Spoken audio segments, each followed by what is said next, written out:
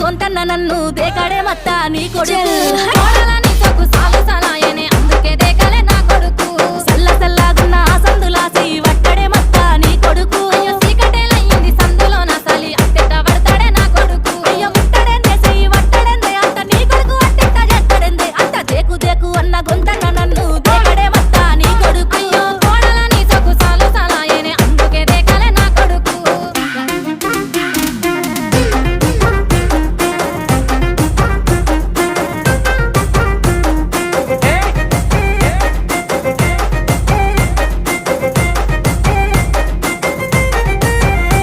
ఇంట్లో నీళ్లు పోసి వెంచిన పూలను పట్టించుకోడత్తా నీ కొడుకు